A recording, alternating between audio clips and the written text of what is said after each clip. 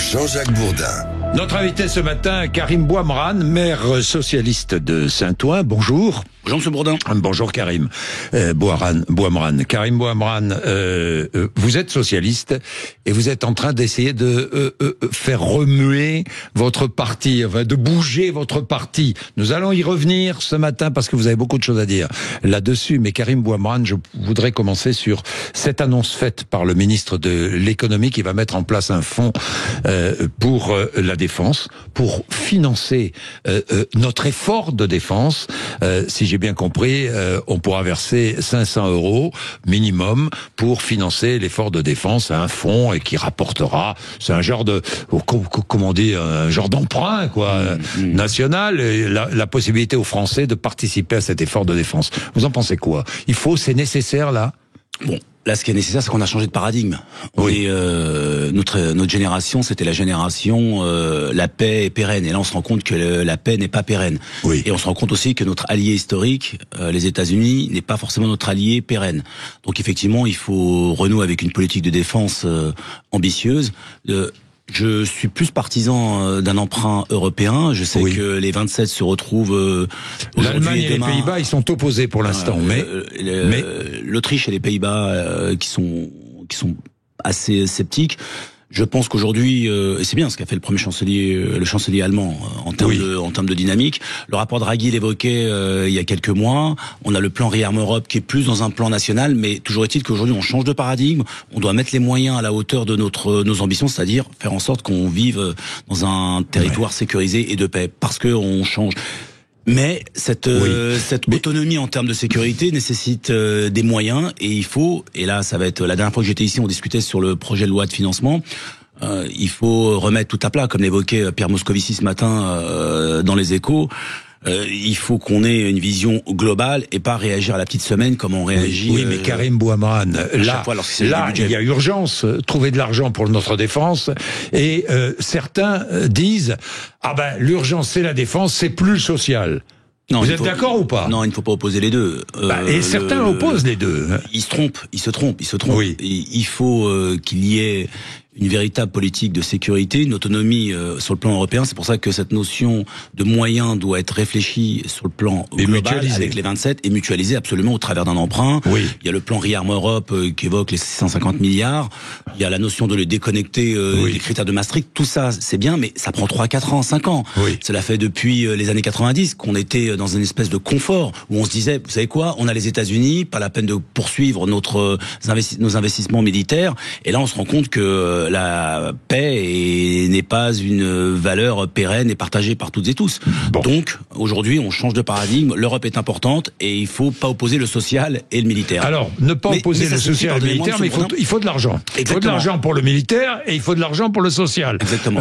Même si on pourrait peut-être autrement répartir cet argent. Mais il y a un débat parallèle au débat consacré à la défense. Il y a le débat autour de la réforme des retraites. Bon, François Bayrou a parlé de 62 ans. On ne reviendra pas à 62 ans, dit-il. Comment avez-vous reçu d'ailleurs il a eu raison de dire cela, ou il a trahi le Parti socialiste, ou il a... Je pense qu'il s'est trahi lui-même. Soit on est dans une véritable volonté d'avoir un conclave, comme il l'a évoqué, pour pouvoir trouver des pistes susceptibles de financer notre système de retraite, ou soit on fait un numéro de claquette, et pardonnez-moi d'être trivial et prosaïque dans mon expression, afin d'une manœuvre à la Bayrou, dilatoire, tactico-tactique, et ensuite... Mais le conclave, c'est fini le conclave selon vous? Il n'y aura pas de fumée. FO et la CGT ont déserté les lieux. Oui. Donc si d'emblée on dit 62 ans, c'est mort dans le script, au bout d'un moment, on siffle la fin de la récréation et je vois pas comment on peut dégager un compromis. Non, le sujet, c'est comment on arrive à financer nos systèmes de retraite, comment on arrive à intégrer la notion de pénibilité, et je pense aussi, c'est comment on travaille sur les retraités pauvres. Est-ce que le Parti socialiste doit évoluer sur cette question des retraites? Est-ce que le Parti socialiste doit dire aujourd'hui, compte tenu des paradigmes, compte tenu de la natalité, compte tenu de l'allongement de la durée de vie, eh bien, oui, il faut accepter de travailler plus longtemps. Est-ce qu'aujourd'hui, le Parti socialiste peut le dire? Mais moi, je vais vous le dire. Un Bourdin ou un Bouamran prendre la retraite à 60 ans, c'est d'une hérésie, c'est du grand n'importe quoi. On n'a pas du tout la même pénibilité que vos grands-parents, vos parents ou mon père. Donc 62 ans, 66 ans, 60 ans, c'est en fonction de la pénibilité. Prendre en compte aussi les petites retraites. Un exemple très concret, à Saint-Ouen, en tant que maire de Saint-Ouen, je vois les catégories C, c'est-à-dire les salaires qui sont à 1200 euros, 1300 euros, 1400 euros. Ils n'ont pas eu, ils ont démarré leur carrière à 27, 28 ans, 29 ans, 30 ans. Certains arrivent à 60, 61 ans, 62 ans de carrière avec une fin de carrière avec des retraites qui dépassent pas les 1000 euros et avec un loyer à 900 euros. Donc vous avez là cette espèce de double peine, paupérisation et en plus, on va dire non reconnaissance de parcours. Je comprends très bien, donc, Karim Bouamrane. Donc il faut casser le tabou de l'âge. Est-ce qu'il faut casser le tabou de l'âge? Oui, en fonction des profils de carrière, parce que donc les il faut arrêter de dire 62 ans, 64 ans. C'est stupide selon vous. C'est un débat unifactoriel, l'âge. Il faut intégrer la pénibilité et au bout d'un moment, qu'est-ce que touche le retraité? Est-ce qu'aujourd'hui on estime normal qu'un retraité qui a travaillé chauffeur de taxi, dans la restauration ou maçon, il se retrouve à la retraite à 62 ans, 63 ans, 60 ans, avec une retraite à 900 000 euros? Moi je trouve que c'est anormal. Vous dites aujourd'hui au Parti Socialiste, arrêtez de vous arc-bouter sur un retour à 62 ans ou sur une opposition à 64 ans. J'irais même plus, comme dirait Dupont et Dupont dans Tintin, le sujet ce n'est pas retraité et actif, c'est pauvre et riche. Et aujourd'hui, le débat doit être mis sur la table pour justement financer nos dépenses. Il faut oublier ce débat sur l'âge. Il faut l'intégrer.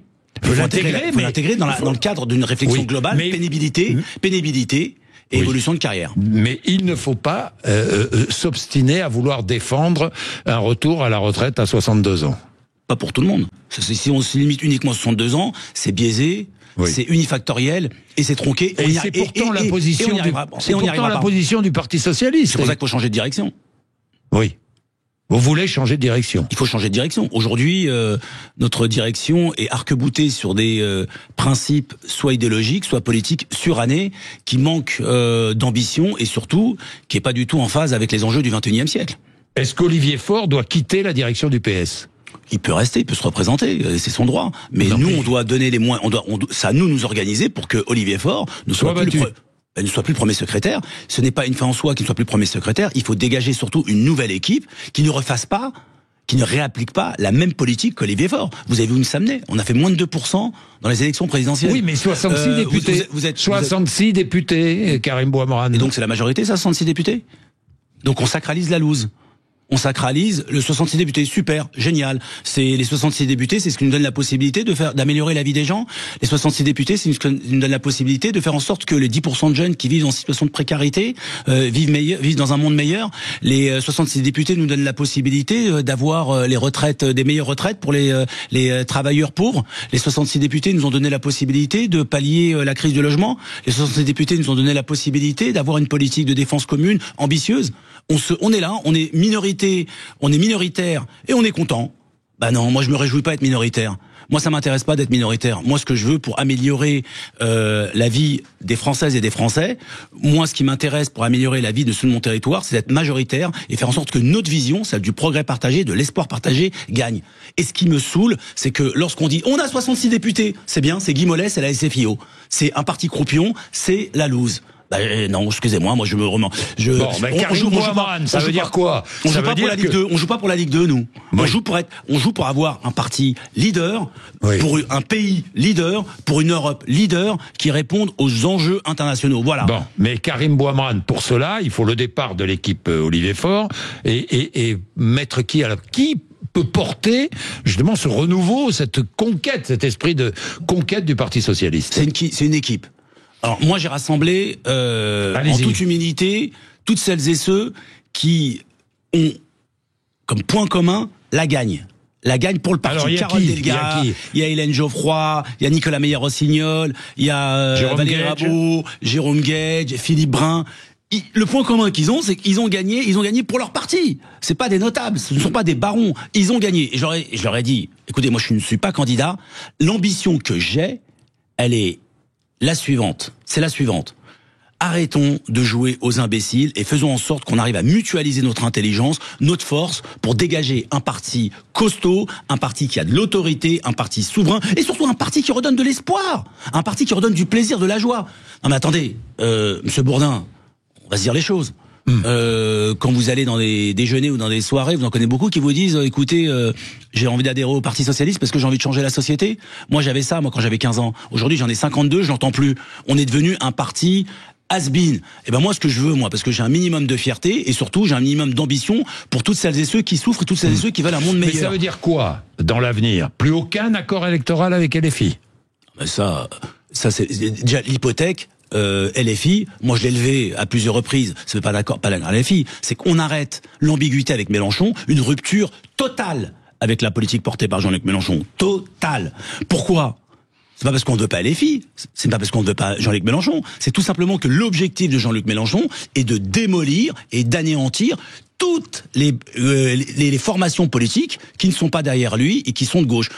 À ce titre, il y a un message il y a un point qui m'a interpellé quand même. Quand vous regardez la stratégie politique de LFI dans les municipales, ils vont attaquer tous les fiefs des élus de gauche, qu'ils soient écologistes ou communistes ou socialistes, sortants. La mienne, moi je suis une majorité de gauche. Vous serez candidat en 2026 ? En 2026, oui, bien sûr, à Saint-Ouen, bien sûr. Oui. Donc ils vont vous attaquer. Qu'ils viennent, c'est ce que j'ai dit. Donc ils perdront, je vais les battre, nous allons les battre sèchement, et ensuite, dans la circonscription, nous les battrons. Pourquoi? Parce que aujourd'hui, ils ne respectent pas leurs engagements. Ils ont gagné grâce à la NUPES, ils ont gagné grâce au NFP, dans le cadre d'une coalition de gauche globale, pour contrer notre ennemi commun, qui est le RN. Et là, ils sont dans une logique où ils ont déplacé l'adversité en une, on va dire, supercherie politique pour répondre aux objectifs de Jean-Luc Mélenchon. Bien. Est-ce que vous irez samedi marcher contre le racisme et l'extrême droite? Oui. Vous irez? Oui, bien sûr. En tant que militant contre le racisme et l'antisémitisme, oui, j'irai. Organisé par LFI? Non, d'autres et des associations. Non, des associations. Bien sûr. Je me détache des encore une fois, des antisémites. C'est un parti antisémite pour vous? Les électrices et les électeurs de LFI, je peux comprendre qu'à un moment de leur vie, faute de propositions politiques sérieuses et qui donnent de l'espoir pour battre l'extrême droite, ils sont tournés vers Jean-Luc Mélenchon. Je peux le comprendre. Et c'est pour ça que je m'adresse surtout à eux. Est-ce que LFI est un parti antisémite ?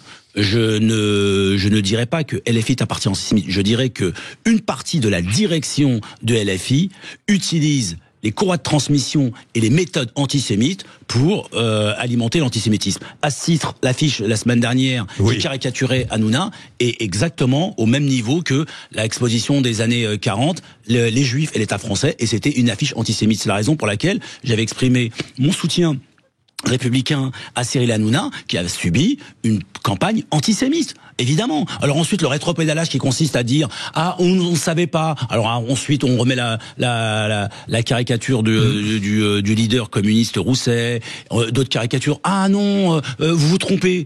On ne se trompe pas. Mais évidemment que c'est une caricature antisémite. Évidemment qu'on joue avec les codes antisémites. Mais qu'est-ce que c'est que ça ? Karim Bouamran, d'ailleurs, LFI ne vous aime pas, je cite Rima Hassan, puisque vous avez parlé des nouveaux bombardements d'Israël sur Gaza, je cite Rima Hassan, Karim Bouamran vient de dire que le Hamas a provoqué les centaines de morts de cette nuit à Gaza, c'était hier. On le savait peu courageux, on le sait aujourd'hui très abruti. Voilà ce qu'elle dit de vous. Déjà, pas très gentil. Non mais déjà, quand on se fait insulter par cette personne... C'est plutôt flatteur et ça me rassure dans ma ligne politique et mes valeurs universelles. Qu'est-ce que je dis ? Je dis que le Hamas a fait une faute politique parce qu'il prend en otage sa population. 2, le responsable de ces atrocités, il s'appelle Netanyahou. Et Netanyahou, le jour même, devait être jugé pour corruption. Et il y a un mandat international de la CPI. Et j'en appelle justement à tous les universalistes porteurs de valeurs de paix, dont le responsable du Parti travailliste israélien, qui a été le premier à condamner Netanyahou.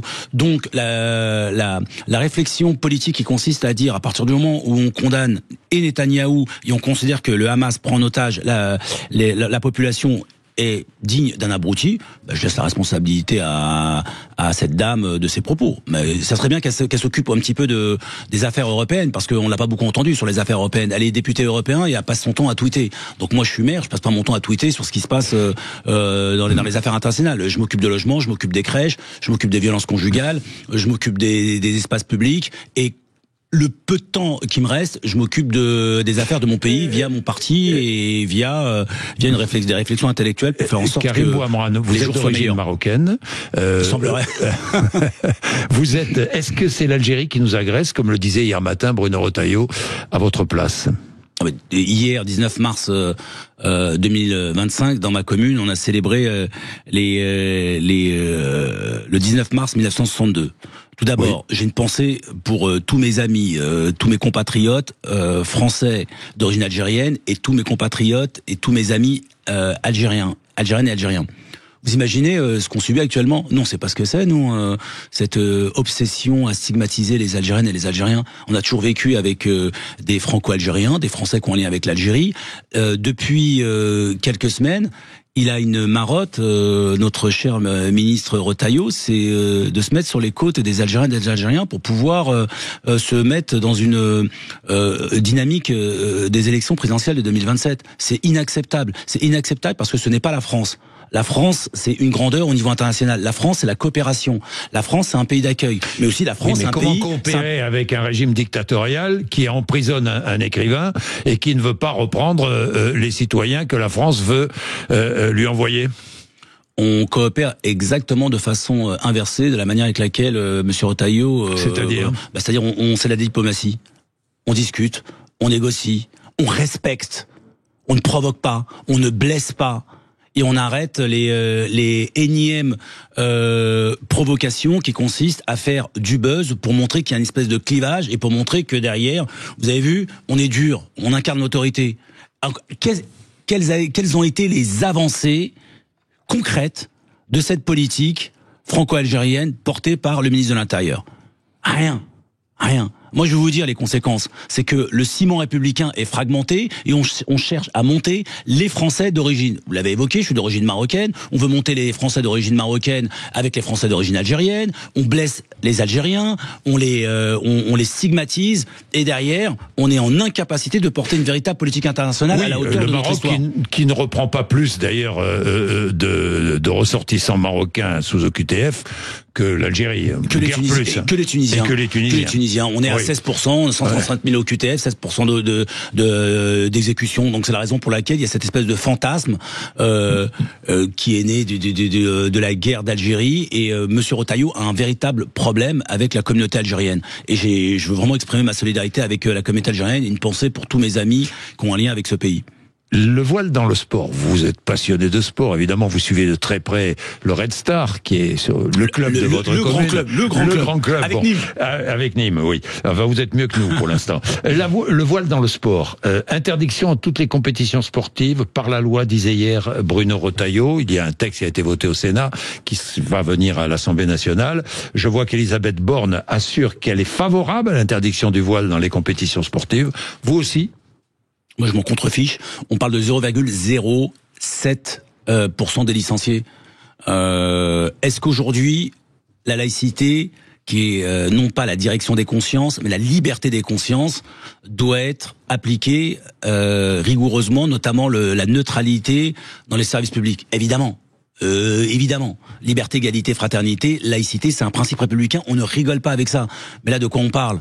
On cherche à exploiter un volet qui concerne 0,07% de licenciés pour jouer sur la neutralité et l'application de la ou non, il y a un entrisme, par exemple des frères musulmans, de l'islamisme dans le sport? Est-ce que vous le constatez, vous, dans votre commune? Est-ce que, par exemple, pardon, mais il y a aujourd'hui dans des clubs, qu'ils soient amateurs, professionnels ou autres, des pratiques qui n'existaient pas il y a 20 ou 30 ans. Vous êtes d'accord avec moi, Karim Bouamrane? Mais évidemment. Mais attendez, est-ce qu'il y a un entrisme ou pas aujourd'hui? Qu'est-ce qu'on appelle par entrisme? Est-ce qu'aujourd'hui, dans les pratiques sportives, il y a des comportements machistes, des comportements sexistes, des comportements virilistes et des comportements qui sont conservateurs et qui pourraient s'associer à une version ou une interprétation ultra rigoriste de l'islam, voire de l'intégrisme religieux, islam ou même catholique? Mais évidemment, ça a toujours existé. Mais on parle de 0,07% des licenciés. Et là, derrière, en faisant cela, on cherche à exploiter, à instrumentaliser un pan important de notre pays, qui est de nos valeurs de notre pays, qui est la laïcité. Donc derrière, la question c'est, est-ce que cette loi est nécessaire? Déjà, je ne sais pas si elle va être validée par le Conseil d'État. Oui. Donc ça, c'est un sujet, et ça sera pas le énième retocage qu'aura subi Monsieur Retailleau sur ce sujet-là. Mais est-ce que derrière cette loi est nécessaire aujourd'hui? Mais comme diraient les Américains, c'est du bullshit. Mais franchement, c'est du grand n'importe quoi. L'époque de la burqa c'était important parce que la burqa c'est des questions de sécurité. Oui. Mais alors vous me dites, est-ce qu'aujourd'hui il y aurait de l'entrisme? Mais il y a de l'entrisme partout, pas uniquement dans les associations sportives. C'est le rôle de la DGSI de voir si notre sécurité est fragilisée à cause de mouvements extrémistes. Est-ce que ça vous choque ou pas que dans un vestiaire de football, par exemple, les joueurs ne se mettent plus nus parce que ça choque beaucoup d'autres joueurs d'une même équipe? Alors moi j'ai été footballeur et je suis vous connaissez parfaitement le sujet. Je suis héritier des années 70. À l'époque, il y avait pas ce type de pudeur de vestiaire. Non. Et dans la génération non plus. Maintenant, ça a évolué. Moi, j'intègre le fait que, parce que ça a évolué, certains prennent leur douche avec leurs caleçons ou leur slip. Moi, ça me choque pas. Il y a aucun problème là-dessus. C'est une évolution. La question, c'est, à partir de ces pratiques-là, remettent-elles en question notre principe de la laïcité? Non. Bon, bah voilà, c'est l'évolution. Ça ne me choque pas. J'en fais pas une affaire de principe politique parce que il y a des choses plus importantes, et surtout, la laïcité, le combat pour la laïcité ne se joue pas dans les vestiaires de foot. Hier matin, Bruno Retailleau disait, toutes les femmes qui portent le voile ne sont pas islamistes, mais tous les islamistes veulent isoler et voiler les femmes. C'est vrai? Monsieur Retailleau a un bouger intellectuel et je m'en réjouis. C'est ce que j'ai toujours dit. Une femme qui porte un voile, ça me choque pas. Ce qui me choque, c'est une femme à qui on a imposé le voile. Ce qui me choque, c'est qu'en Iran, certaines femmes, et on se souvient de l'image forte, puissante, et j'étais un des premiers à intervenir et à manifester pour les soutenir, une femme qui décide de ne pas porter le voile et on l'impose, ça me choque. Et je me bats pour la liberté, pour les libertés. Maintenant, toutes les femmes qui portent le voile ne sont pas islamistes. Bah, merci, Monsieur Retailleau, c'est pas un scoop pour nous. Et j'aimerais me dire, toutes les femmes qui portent des voiles ne sont pas forcément musulmanes. Faut qu'ils se promènent du côté de Naples ou du côté du sud de l'Italie. Et on verra, ou même du sud de l'Espagne, ou même en Espagne tout court. Le voile n'est pas un signe ostentatoire ou n'est pas un signe d'appartenance à une religion, à la religion musulmane. Merci Karim Bouamrane d'être venu nous voir ce matin. Ben oui, déjà. 23 minutes. C'est incroyable. Allez, Karim Bouamrane, 23 minutes. Bien, merci beaucoup. Merci à vous. Il est 8h57.